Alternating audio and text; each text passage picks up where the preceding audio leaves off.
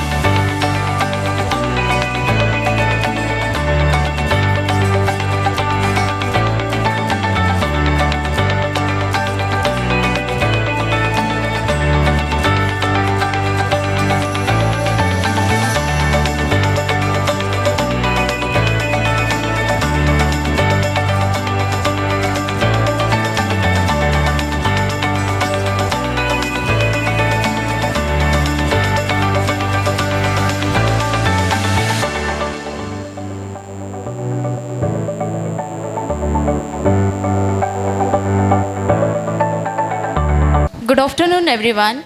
Through this mind, we are going to conclude that disability, rehabilitation, and recovery is beautiful, irritable, the challenges of individual disability, and the inspiring journey toward healing and empowerment.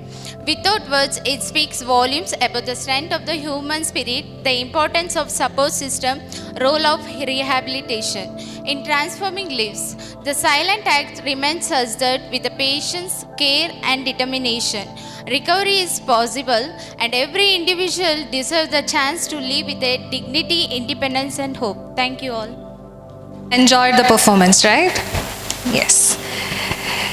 So, before starting the session, I would like to know, what do you think the mime was about? Or what story did you see in it? What are the emotions or message did it bring up for you? Could anyone just share your feedbacks? What I could make out is like how technology has taken over our lives, and at times we are not able to pay attention to what things are around. But that is also happening from a younger age now, and there's always a debate about how much technology, how much control is required for those things to be able to live the same way we used to live before. So from where do we start getting that education, from the school, or now that as grown-ups also we need to be aware about how those things take over our lives? Yes. Thank you so much, ma'am. Anyone else? I appreciate the performance by the team. It was very thoughtful of them. So from what I recollect, what I gather is, as ma'am was saying, technology, in other words, we're busy in our own, each individual is busy with his phones and connected to the world outside, but the person did not recognize his own family. They refused to probably not meet his friends, their friends or family, and so on. And that went on to a more declining mode and isolate themselves, and then they take support of other addictions and so on. And finally, when the last part was rehabilitation itself, the grooming and yoga or exercises and activity, and then how they come back to a brighter side of their life and get on to and join the mainstream society. So I think in a nutshell it was all about it was good. Thank you so much. Thank you, sir. Okay, I think there were different scenes around disability, rehabilitation, and recovery, and by and large the emotions expressed was around attention deficit, abusive behavior, and how rehabilitation is probably helping them heal. I think in a nutshell that's what I observed. One thing I noticed from the mime artists, you should have introduced them after the event, this one. They carried on very well the message, how they land up here and how it can be corrected, and how the supporting system like parents or individuals, society can help them to inculcate them into the normal life patterns. So they should feel confident, and there is a hope.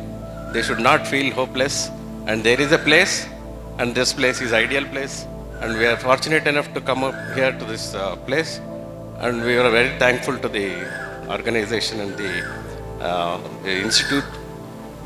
And I am we are back with the confidence that you will never come back with this thing, problems. And it's nice that this program you have arranged for the supporting systems. And mime artists, they are carried on very well. How they land up, how it's been taken care of here, and how they are going back is the gist of this small, this thing. I am very much pleased. Thank you very much for giving me this opportunity to talk to you. Thank you so much, sir, for your valuable feedback. So, this feelings of being stuck or struggling with something silently is often part of experience for those who lives with disability. Okay? So, when it comes to disability, we all think that it's something we can see, right? So disability is much broader than that. So the challenges they face may not be, visible to others, but the pain or the impact is very much real and it's deeply limiting. So before jumping into today's topic, myself, Sandra, and I have my colleagues over here. So we are going to discuss about 3 main concepts which is associated with this: disability, rehabilitation, and recovery. So I just would like to know what comes to your mind when you hear the term disability. I'm pretty sure that you all have come across with this term before, right? So what comes to your mind? Like, just shout out some phrases or, some images which is popping into you. What comes to your mind when you hear the term disability? Not able to do what he can do, what he is supposed to do is a disability. Maybe many reasons, psychological, physical, emotional, so many things. Thank you. Anyone else? Disability is when comparing to others, behavior of the other persons, they feel that they are behaving differently. But nowadays the other terminologies replaced this disability with a differently ability. Earlier it was a physically handicapped, then a challenged personality. Now differently able persons like that. Thank you. Anyone else? What comes to your mind when you hear the term disability?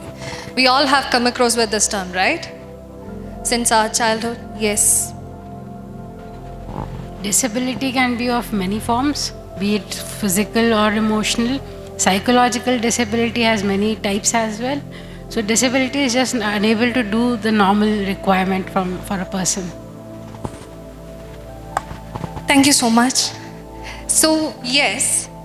So when we look into disability, many of us think that it's just physical disability, right? Because mental health disability or something related to the mental health, it's not been spoken out. It's just being inside. So we all will think that, disability means, okay, the person is handicapped, the person cannot walk, the person cannot talk, or the person cannot see, hear. This is what comes to our mind when we hear the term disability. But in reality, disability means it's much broader than that. It's about, as she mentioned, it's an inability. When it comes to mental health, it's an inability to do the day-to-day living or day-to-day activities. That is what we call it as disability. So over times, there were 3 main models we have been, used for explaining disabilities. So the first one is charity model, medical model, and social model. So first one is charity model. So this charity model, I'm very sure that we all have used to hear, or we all have done this before, right? When we go outside to a temple or when we go outside somewhere, we'll see a lot of people who is coming without having hands, legs, or visual impairment. And what we would do usually, we'll do, if we see a person, when we are going outside, we'll see a lot of people who is begging, right? Have you seen or not? Yes. So what usually we'll do? We'll give some food packets, then give money, we'll help them to walk. So these are the basic things we'll do in a charity. But are we asking them what they can do or what they want exactly? Are we asking them? No. It's just about, we think that, okay, it's our responsibility to provide the support, right? So that is exactly charity model. Here, sympathy plays. So we are not looking into them in an empathetic way. We are showing the sympathy without empowerment. We are not empowering them. We are making them dependent on us. So we feel that our charity model is about the person should be dependent on the society and it is our responsibility. That is what charity model called. The second one, the medical model. So medical model, again, it is about disability means it's a medical problem due to a person's body or organ. So here it is about the main focus is on treatment or cure aspect. So a person is having some issues. For example, a person is having some mental health issues like schizophrenia or bipolar or depression, whatever it is. We are taking them to the hospital where the person is being diagnosed. Okay, the diagnostic criteria will be there. So we'll diagnose the person as schizophrenic or bipolar or depressive patient. Then we will do lot of assessments and treatment. Treatment is the medications will be given to control the symptoms or manage the symptomatic behavior. So here the main focus is on treating the patient's condition or managing the symptomatic phase. The third one is social model. So social model is all about our perspective, how we are seeing the disability. So here it says that it is focusing on the capabilities despite limitation in one domain. The person is having some sort of mental health issue or some physical disability that is there. It doesn't mean that they cannot do anything. They have a lot of capabilities, they have a lot of abilities. So it is about focusing on the capability. For example, it's a socially constructed one, okay? So the person, a person is a IT professional. So due to an accident, he lost his one leg and his office is on the 10th floor. There is no ramp, there is no elevator, no escalator. How we can expect the person to go to the 10th floor and work? So there are socially constructed things are there. Okay, the person is having some sort of disability, that means they cannot go and work. So there are changes has to be happen in the societal way, or we have to make a lot of changes in the current environment to help the person to function well. Next, so let's see what World Health Organization, how the World Health Organization classifies disability. So the World Health Organization classifies disability into two versions, okay? The first version is International Classification of Impairment, Disability and Handicap, ICIDH, which emerged in the year 1980. So here we are seeing this disability as a linear progression. Impairment is there, impairment will lead to disability and disability to a handicap. So here impairment means it's a problem in the body structure or body part, any organ. For example, the person lost limb, it's an impairment. And disability is called the inability or difficulty in performing the day-to-day activities due to the impairment. The person lost his limb, his or her limb, and they are not able to walk. That is the disability call. And handicap is a social advantage, social disadvantage or restriction in the participation due to the impairment, due to the disability. So we are saying that the person is having so and so impairment, the person lost limb and they cannot walk, that means they cannot run as well. The new model that is emerged in the year 2001 replaces disability as activity limitation and handicap as participation restriction. So here what we say or the model says is the person is having some impairment, it need not necessarily lead to activity limitations or participation restriction. So it is completely focusing on the environmental factors and the personal factors, the person's motivation and the support system. So there is a dancer, Sudha Chandran. So there is one movie about her, Nachi Mayure something. So she lost her legs because of an accident. So she wanted to become an artist or she wanted to become a dancer really. She have worked towards it. Her determination made her to become a great dancer. Her determination plus the support system she had. So it doesn't mean that everyone will be getting better or everyone will be able to cure the illness. It's all about the person's willingness and the support from the environment. Next, rehabilitation versus treatment. So when you hear the term rehabilitation versus treatment, we all will think that it sounds similar, right? Treatment and rehabilitation, it sounds similar, right or not? Yes or no? Yes. So it sounds similar, but They are different, but they do work together. So treatment, the first one is treatment. It's all about action. It's an action required to curing the illness or managing the symptom. So here the focus is only about curing or managing the symptoms, where rehabilitation is about helping the individual to live a full and meaningful life. We are helping them to live a full and meaningful life. Because of illness, they might have lost their interest. Because of illness, they might have lost their, they have lots of ups and downs. So what are the challenges they are facing? So because of the challenges, we are making them to go back to the society as how they were before. That is about rehabilitation. Next one is habilitation versus rehabilitation. Again, there are a lot of misconceptions about habilitation. What is habilitation? What is rehabilitation?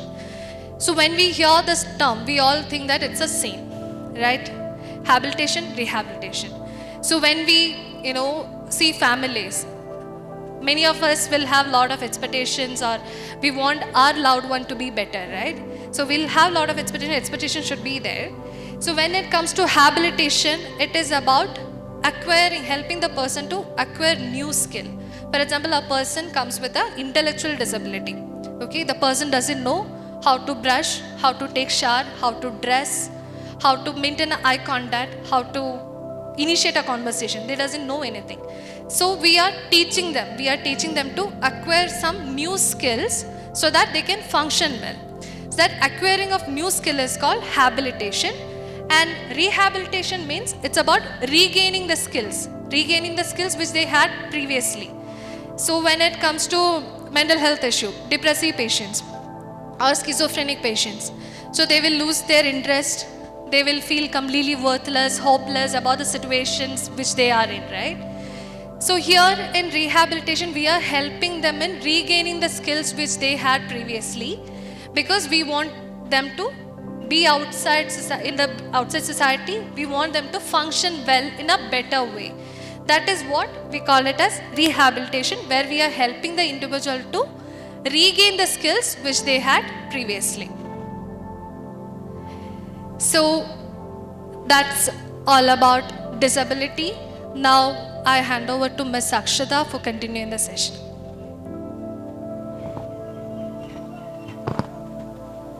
Thank you, Ms. Sandra.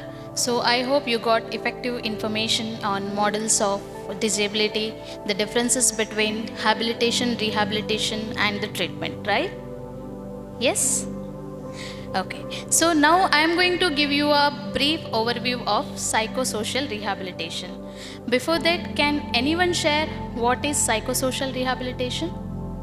In psychosocial rehabilitation, basically a person is mentally impaired, their judgments are missing, and they are not fit to be socially around because they cause trouble for other people.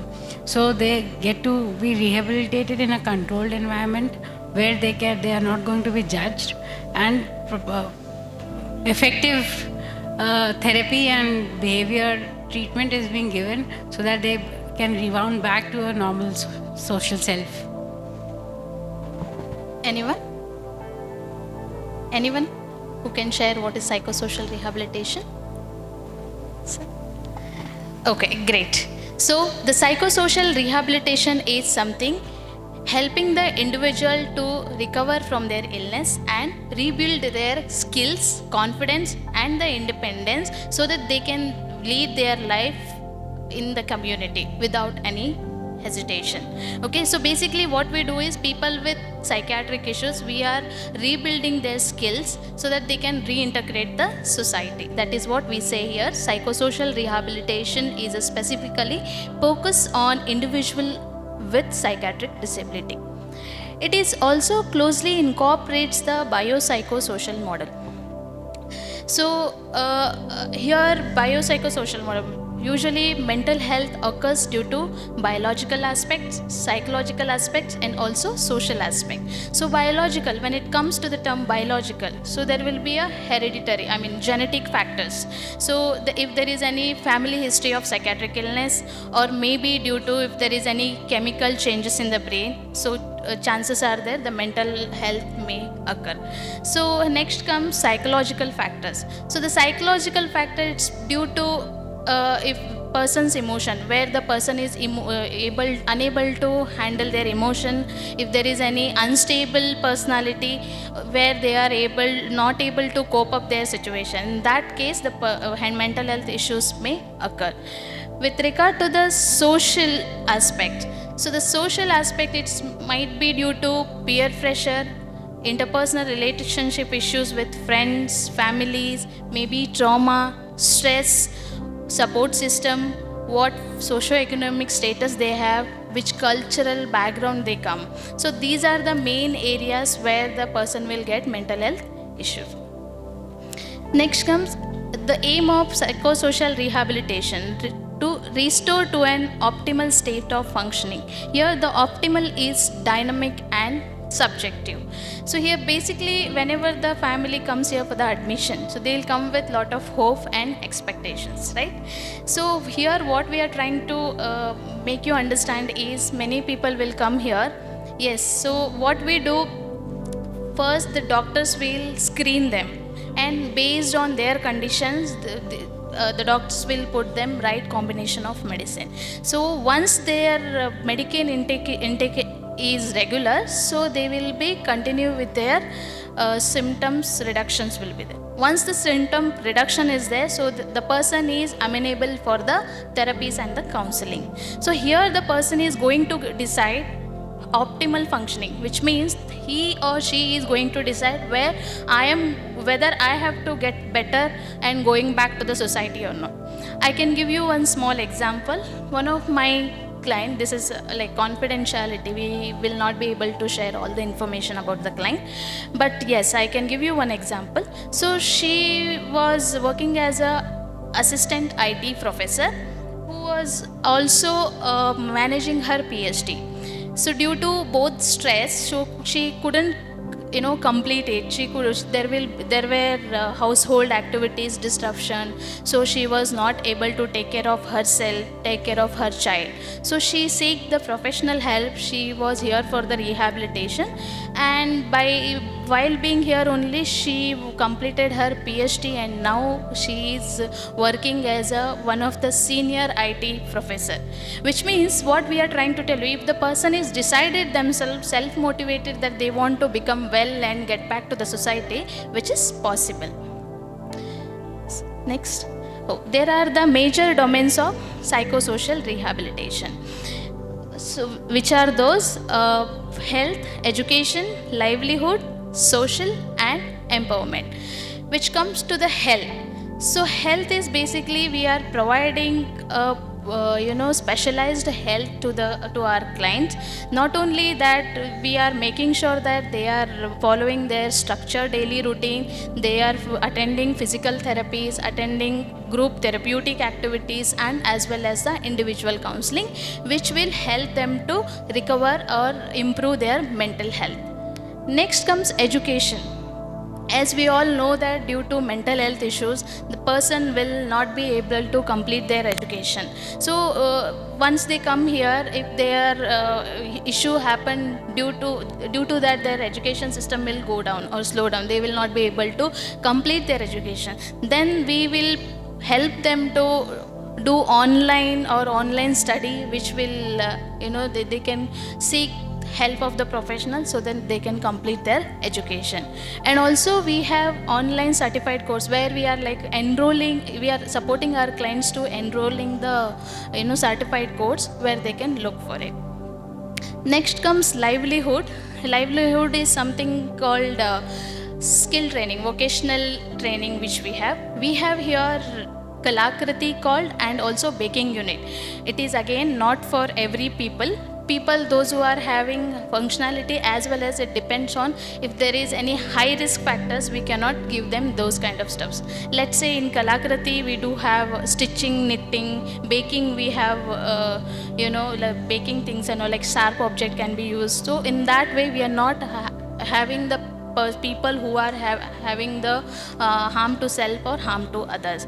So next comes social domains. So social domains, as we all are aware that in every rehabilitations we celebrate irrespective of festivals. So because they should not feel homesick, right? So just to make them feel better, we are celebrating a festival so that they can take part into it, they can involve in the activities, and we'll ensure that they are participating in the activities.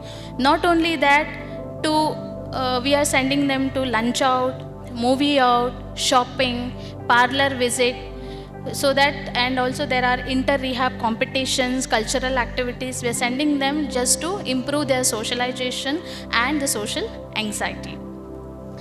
The last comes empowerment domains. Empowerment domains, like we have Neeraja shop or small central store where we are making sure that the client is being here for full time or part time so that they can work. It is just to make them to gain confidence, and as well as they can sustain in the particular job if they go out from here.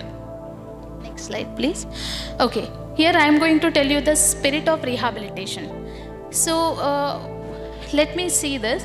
A person who before was afraid to go into a store to order an ice cream can now be an ice cream store manager, which means whatever we are feeling that it is not possible, impossible from our end, which is we are able to make that possible.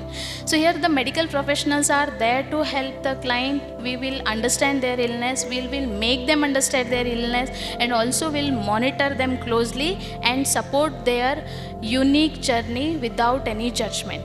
So this is all about Psychosocial Rehabilitation Center. If there is any queries or the doubts which can be discussed in the end of the session. Now I would like to call upon Miss Rachel to discuss the topic on recovery. Over to you, Rachel.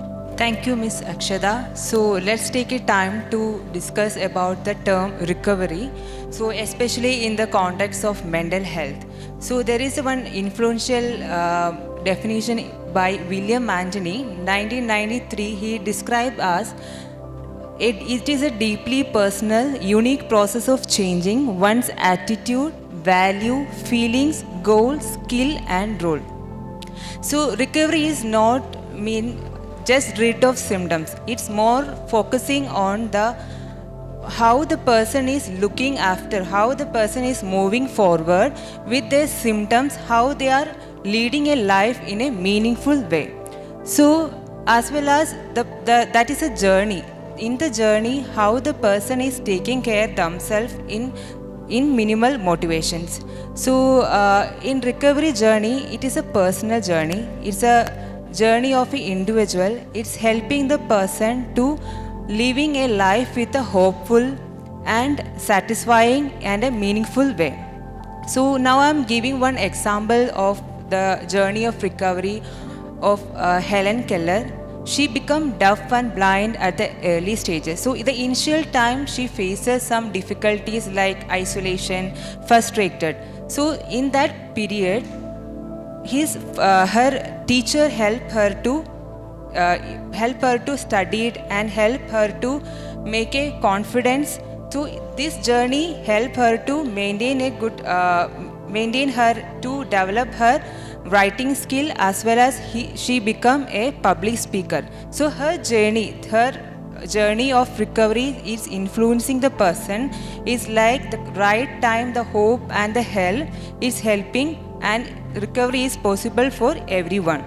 So the simple term of recovery is hope. If the person is facing any difficulties, if they are facing any challenges in their life, so they can build a life with a field of meaningful or purposeful in their recovery journey.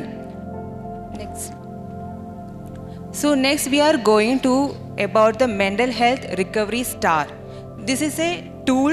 It's helping the person to identify their progress, and it's helping the person to overcome or understanding their progress of journey as well as which area they have to work more on. So the first one is managing mental health. So managing mental health means how they are understanding about their illness as well as how they are coping their issues with the help of the medication as well as psychosocial interventions. Next star is physical health and self-care. It means how they are taking care of their personal hygiene, their food intake and their sleep pattern. Next is life skill. Life skill is mainly focusing on how they are capable to taking their daily tasks. Then social network, how they are communicating in the social. If the person is having poor socialization at this time of initial time, so after that in the recovery stage, how they are building or how they are maintaining a socialization in a proper way. Then in work, after the relationship, maybe the person is having interpersonal issues with the family or friends or colleagues. So in the recovery stage or their understanding about their illness, they came to know that how they are coping their skills and how they are managing the interpersonal relationship with the family, how they are building. Then addictive behavior, it means how they are managing to use the addictive substances. Then responsibility means how they are taking responsibility, if they are capable to work more on their career or if they are looking forward for their further studies. Then identity and self-esteem, so that during the recovery stages or recovery journey, they build a confidence, means recovery is possible to everyone, so they build a self-confidence and self-esteem. Then trust and hope. It's the last stage, means the person should have a hope about their recovery journey. Next. So next model is ladder of changes. Ladder of changes means the first stage is stuck. Stuck means the person is not at all ready for the changes. That is the first stage. The second stage goes up, that is accepting. Accepting means they are accepting about their illness and they are understanding about their illness. So they are accepting help from others. The third stage is believing. So they are starting believing that hope, recovery is purposeful and is possible to everybody. So they are believing that recovery is possible. And the fourth stage is learning. So they have an idea about that recovery is possible. So they starting learning new skills and it's improving their self-confidence. The last stage is self-reliance. It means the person is well maintaining with minimal supervision. So if the person standing in the stage of self-reliance, there is a chance of coming down in the stuck stage. So the recovery journey is not a linear process. It is a ups and downs are there. So if you are going to approach a recovery stage, it's take time and be patient and flexibility to lead our recovery journey. So next is holistic approach of patient care. It means we are more focusing on their whole person. It includes the person's strength, their capacity and their goal, instead of looking their limitations or diagnosis. In early traditional mental health time, they are more focusing on deficit-oriented approach. Deficit-oriented approach means they are mainly focusing on the pharmacological terms, means the medication or the diagnosis. But in the holistic approaches, they are more focusing on their strength, their capacity and their goal. So if you are understanding about their goals and their capacity, we can help the patient or we can help our loved ones to lead a recovery journey. So how to approach residents for recovery? So spend time with the residents or spend time with the person. It's helping to understand their feelings, understanding their emotions. We can make a rapport with the client. And don't just focusing on deficit. We are focusing on not focusing on their limitations or their issues, we have to focus on their strength and their capacity. Trial and error. It means recovery is not a magical formulation. It's a life journey of the person. So it's individualized approach, patience and persistence. So that is all about the recovery journey. So now I'm giving to Bibin sir for the question and answer. Thank you, Ms. Sandra, Akshada and Rachel for informative sessions.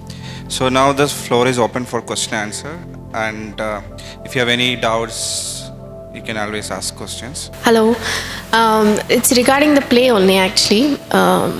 So those activities that the technology take over, many of times eventually we do notice, some people don't notice because they are balancing their life with work and other responsibilities, and they are also there. We cannot cut that out entirely. So how do you, I think it's more about communication, how best to communicate to someone if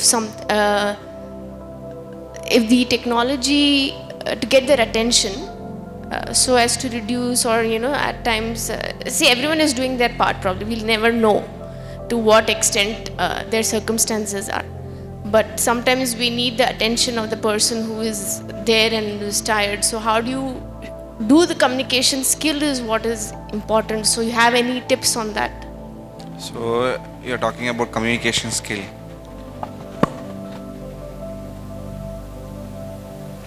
Everyone is in a busy life, and everyone is there on social media, and when they are not, you're missing out. That those things happen. So what I'm trying to ask is, eventually everyone realizes that this is not the best, because nowadays those on the phone also, the focus or how much time you have spent, all those factors are noticeable and all that. But sometimes you want to communicate that it is more, and how to cut down, how to do it in the best way. Okay. See, nowadays everyone use phone. I think half of our day-to-day schedule will be taken care by the mobile phone only. See, anything in the limit, it is not causing any problem in the interpersonal aspects or social functioning or daily routine. It may not be a problematic. So when it become problematic, which because a person, like we all drink coffee, right? So we all drink tea. We'll have a cup of coffee in the day, right? But imagine you're drinking coffee whole through the day and you're living only to drink coffee, then it become a problem. Same way, you can educate the person that, see, whatever we have devices, internet or mobile or anything, it is useful, but to a limit where you have to reduce. It should not affect your daily routine, it should not affect your interpersonal relationships, it affect not your roles and responsibilities. Then it become a problematic use. Spending more time on the gadgets, how we have to effectively communicate so that they can revert back. So it is my personal experience also, and even I have kids in the home. When we go to home, my daughter will ask that give me phone first. I will be engaged in the phone, right? So it is not only the problem with you people, with even we are mental health, this one. So what we have done, my wife and myself started that we have to keep our phone away from first. That's the best thing we can communicate to them. So I am going to keep a phone away and I want to spend time with you for some time. That is one. And second thing is what we started communicating is not only this, other things are there. Let's go for the walk today. Let's do some, the domestic work together. So slowly it will reduce it. When they start enjoying that work and they feel that, whatever I used to spend time in the mobile, it is actually more effective, then they will pick up. So it is slowly coming out compared to earlier. It is not that completely vanished still. And they are very clear that I have to communicate to my friend, I have to communicate, I have to see the school things will be there, I have to see it. So certain things we have to put a restriction, communicating in such a way that we also practicing. Okay, you also should practice. And phone cannot be taken when there is a certain hours. For example, if you are eating food, you cannot take and I will not take. And we also should practice that one. And they will directly ask the question to us that, you are using it, why you are asking me not to use? So, it is difficult task. I am not saying that it is not so easy. But putting a sincere efforts, what we practice, what we communicate, that change is definitely going to help. So, any questions regarding that? I think.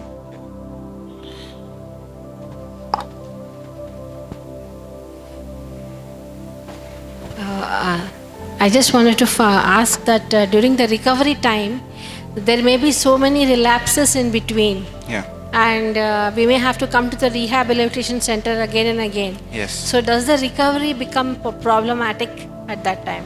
No, see, as we said, there are ladders of recovery. So, a person who comes can be in a stuck phase, or it can move to the self-resilience phase. Each step, so recovery, see, lapse as part of recovery. Okay, so lapse should not lead to relapse.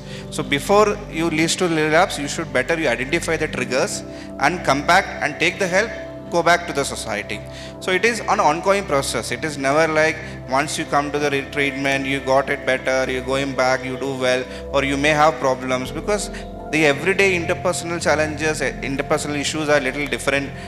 You say when you are in a structured environment, so when you are in a rehabilitation, so everything will go little smooth. When you go into the real life situation, there are chances that you may get like some stresses which can also cause us problem. So it is part of the recovery, like come back, work on issues, then go back again and put your efforts, right? So in recovery there are two parts, like one is personal efforts which also matters, and other social support system or environmental factors. These two are, if there for you, you will able to perform well, even though there are multiple relapses happening. Yes. So the challenges are there. Yes. We have to pursue our self-efforts. Yes. See, recovery is always individual. It is based on what impairment you had and what is the impact of impairment on your personal, social or occupational, whatever the domains of your life, and how far you are able to work on it. Okay, so the recovery star which we have shown. See here, not necessary when you are in a rehab, you are able to work all your aspects. Okay, so whether you are able to build your relationship issue, but still you have problem with addictive behavior, or you may have problem with your work. It is not just like when come to the rehab, everything will go change, right? Okay, so one or other issues you can ongoing process. It's ongoing. You have to work on it. You may have lapses, you will have relapses, but keep on working on it. It's an ongoing process. Ongoing process. Yes. Thank you, sir.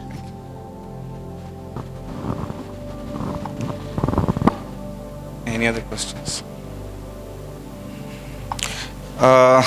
Do you want to share any of your experiences like on recovery? Yes. The question I had was like acceptance of disability is one aspect, yes, which you probably help the residents here. But how do you kind of ensure that the resident can also challenge their disability and work through it? Yes. So is it being done or is it not being done? Yes, sir. See, there are two aspects, right? See, when we talk about recovery, that is called the optimal level. Okay. See, the optimal level of functioning. Okay, optimal level. We always calculate based on the pre-morbid functioning before the origin of illness. How an individual was functioning. See, each individual, when they approach the recovery, either they may reach to the level of pre-morbid functioning, or they will be more than what is there in the pre-morbid functioning, or they will be less than what in the pre-morbid functioning. So challenging is definitely yes, well and good, but even it based on the impact that the disability or impairment causes in the individual. Okay, so how far is able to work on it? Okay, so self-motivation, self-resilience, which we already told about the stories of Helen Keller or some other people. See, the way they're putting effort, also the system, the support system that they are having, it also matters. See, one thing is disability, accepting that I am a problem, that is well and good. Okay, that is called insight. And it's not about you're accepting your disability, you're also understanding your capabilities, what skill you are having. Okay, so though you have a problem, yes, I understand you have a problem, what you can do. Okay, so what are the skills you are able to enhance it? That is what rehabilitation aim at. So here we are moving away from the traditional way of medical model where you come with a problem, get the treatment, your problem may cure, you go. But here, that is called ICF also define that it is mainly about, though your problem is not cured also, even though you still have a problem, but what else you can do it? With that problem, are you able to function in some areas of your life? Are you able to do some work? Are you able to go for your good interpersonal relationship aspects? Are you able to do some, have a very good mental health or physical health? So these all aspects will be taken care.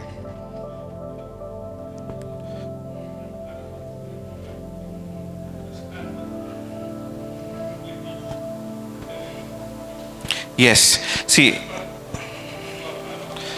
Sure. Yes, definitely yes. We have, there are many residents, there are a lot of success stories. Each resident's stories are different. Each resident's problems are different.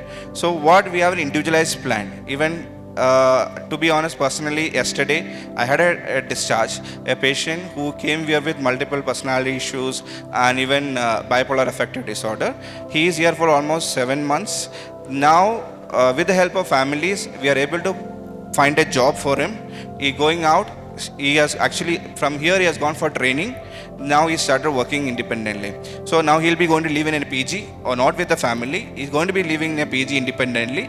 There will be somebody to supervise him, but he started functioning independently. So each individual is different. Okay, so the impact of disability is different. So based on that, we have to plan it. So there are people who do their courses, there are people who go out for work, there are individuals who started, even they come with a medical professional background and they started their own clinics. There are people who have gone back to their work. So there are people who are doing well before that they are pre-morbid functioning. Each individual is different.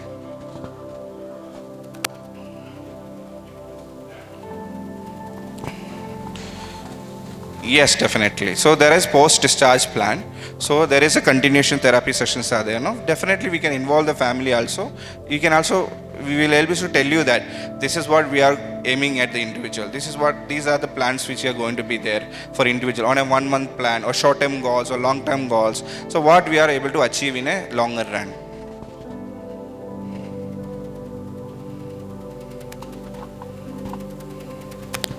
Yes, please. Yeah, we are thankful that an institution like Cadabam is here, and a lot of residents come out, get discharged or recovered and go back to the social mainstream society. But it's a very candid question. How many people come back again? Maybe what is the span? Like 3 months, 6 months, 1 year, 5 years? So out of 10 people, 10 residents were discharged. What is the number, like 2, 3, 5? Because personally we are scared that we don't want to come back here. Sorry to say that. Yeah. So how do you make sure, I mean, how many people don't come back? Like, Sir, see, coming back, we don't need to be scared about people getting relapses and all. First of all, I want to tell you, because the relapse is part of the recovery. Okay, so I cannot give you an exact numbers because there are, suppose 10 people are going for discharge, there will be maybe 2 or 3 people may have relapses. But see, there are different factors. So there are many studies which are done on the relapse ratio. Why the people getting relapse after rehabilitation? There are different factors. There are one called expressed emotion. Okay, see, a person, though they undergone rehabilitation, if the family's involvement is very more, over involvement, or if there is a lot of criticality from the family atmosphere, or if there is like for what do you call if patient not able to perform independently and there is a dependency always there on a patient, so and patient personality factors also, so there are a lot of domains which also contribute to the relapses.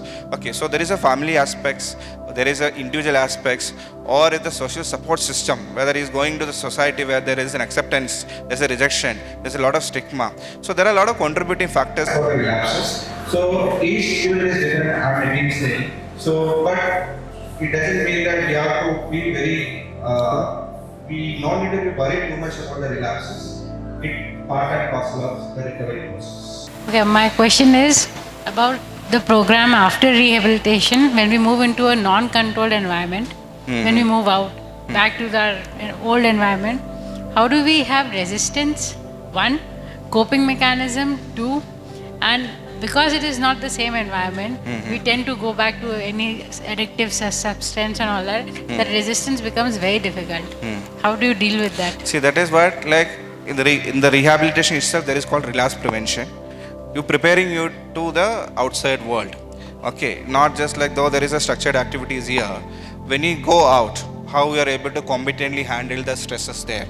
Okay, what are the chances that it may affect your recovery process? There is some stresses, okay, or there is what are the at-risk situations that you may come across. So these are things which are already discussed during your post-discharge care plans. Definitely, before relapse prevention is also part of group therapy, along with post-discharge.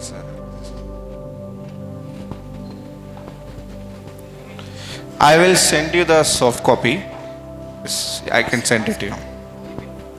Good afternoon, sir. Yes. Just wanted to clear some doubts about if there is a miscommunication or how to clear doubts about how to go about it if there is a communication gap within the family. Within the family. Yes. See, communication. It is. Communications, it is a way to express our feelings, emotions. Sometimes, because of various reasons, there are gaps are happening, there are misunderstandings can happen. So having an open understanding, okay, and it's not about just words, it's about understanding the emotions of other individuals. Okay, so that is also help you so that when you say something, if you're not able to understand other person's emotions in the right way, that can also cause us a lot of traumas. Okay, so communications, the way you talk, the way the other person respond to that, so it has to be very sensibly addressed. So in the individual counseling sessions with a therapist, we are able to work on your relationship aspects. We are able to work on your communication misunderstandings. Okay, so but we should have an open mindedness to accept it. Okay, so there should be an open acceptance that yes, there could be some other reason or there could be something within me that might have caused problem to other persons. Not just only in a blames game or you're blaming others. That doesn't make any yielding results. So if you have an open understanding that there could be something which causes from my side also, that leads to the communication or misunderstanding. So which we have to address it in individual sessions. Yeah. So the way how other person is understanding based on their capability, their emotional resilience is all matters. So each one is different. So when you talk, it should be understand their emotion, not just only words. So what context they are telling. Okay. So what is there behind in their emotion or feelings. So if you are able to accept it in that way, it reduces the communication. And always have an open communication. It's like, see, when there will be some issues between parents or kids or between spouses. Okay, so you having an open discussion on that. When somebody's talk, okay, when there is a discussion happen, one person should be a talk speaker, other person should be a listener. Okay, and turn again, other person can take in your turn, and when you speak, let other person be a patiently listener. Then find out the solutions, like what is the best way we can solve it. So communication skills, definitely. So you can write the feedback. So we will plan it. We'll plan that. So good that you come up with a topic. Definitely we'll work on that. We will have a session on that. Yes, definitely. We'll give. Any other questions? I think we are running out of time. Some residents, like some people, will lose confidence and they feel that they are not worthy of anything. So do you find that traits in a person? How do you attend to that? I mean, I'd been requesting that there are certain skill set the person is having. So if that person is made to do those things here, maybe the confidence level will build up and the sense of achievement will be regained. So are you doing something of that sort, or you are analyzing that? Yes. Yes, there are many residents who have social phobia, where they are not able to face a large or audience. So what we do, like we give them a small task, or maybe they can take a small session for their own peer groups. Then when there is activities are happening, so we'll make them as MCs. So we'll give them opportunity to express themselves, so that their self-esteem is built. Or if it is other aspects, if suppose the person is having fear to go for some work, so we'll expose in-house activities. We'll give them some responsibilities. Based on that, we will we'll work on it. See, spirituality, we do have visits from the religious leaders, and we do celebrate all the festivals, and when we do incorporate some of the elements of religious aspect also, because health is not just about absence of illness, it's about social, physical, emotional, cultural, religious well-being. It's an holistic approach. We don't have any spiritual talks.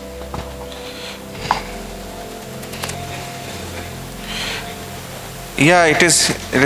See, all our physical health, mental health, and religious, all aspects has to be taken care, right? So we do have everyday bhajans are there. It happening. Yeah, audio visuals we don't have, but we'll take residents for any outside temple visits or any religious aspect activities. We do take the residents. So I think we are running out of time. So we will close the session. And I just want to thank you everybody for your valuable time. It was a really interactive session, and your inputs always matters.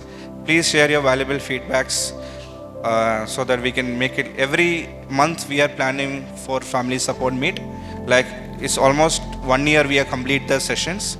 So now we want to continue the session so that it is an opportunity for us to also have the families together, and also it is an opportunity for you to share your feelings, your emotions, so that there is a mutual enrichment is happening, mutual support system is built.